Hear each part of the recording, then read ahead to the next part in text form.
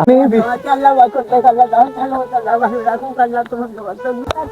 দেখা তো কবে, আবার দেখা হবে যে কোনো মুহূর্তে, আল্লাহ রহম করলি। আসসালামু আলাইকুম, ভালো আছেন? ভালো আছেন? ভিজন না আপনি, কিন্তু অনেকক্ষণ ভিজ দিয়েছেন। আমি আপনার ফলো করতেছি, বিষয়টা দেখতেছি। দেখেছেন আপনি অনেকক্ষণ ভিজ দিয়েছেন, আমি দেখতেছি। আমার খারাপ লাগতেছে, আপনি আমার এসে বুঝছেন।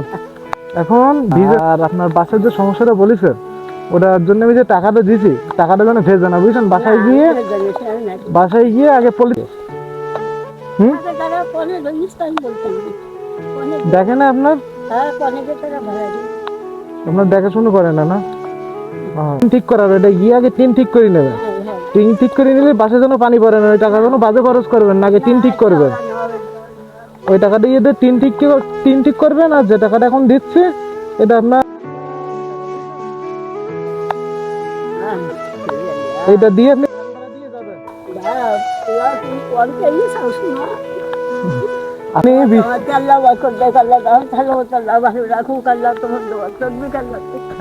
আমার মার মতন বীজ দিয়েছেন, আমার এটা কর্তব্য সন্তান হিসেবে। আপনি আল্লাহ যান, আপনি যান, বিজন না আমার বীজ দিবেন না, ঠিক করে নিয়েন বাসার আগে।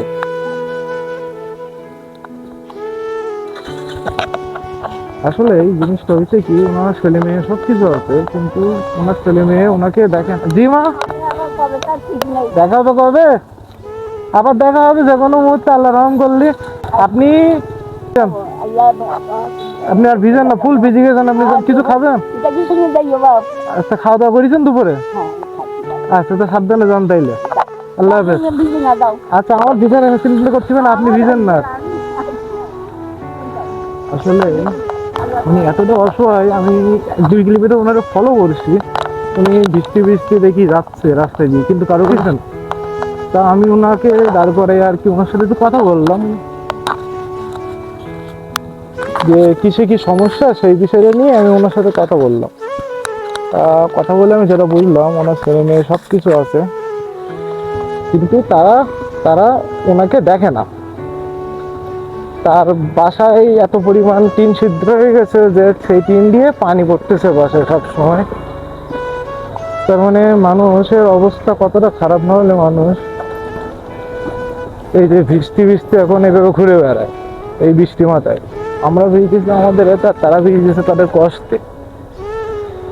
তা আপনারা যে যতটুকু পারেন এই অসহায় মানুষগুলোর পাশে আপনারা দাঁড়াবেন, তাদের এই ভাইটা যদি সোয়াব হয় হোক, কিন্তু সোয়াব হিসেবে যদি একটা মানুষের, মনে করেন আমার সোয়াব করায় যদি আপনার একটা মানুষের যদি উপকার হয়, আমি এরকম সোয়াব বারবার চাই, বারবার এরকম সোয়াব হোক। আপনারা সোয়াব করেন, একটা মানুষের উপকার করে সোয়াব করেন, তাকে দেখেন তার বিষয়টা।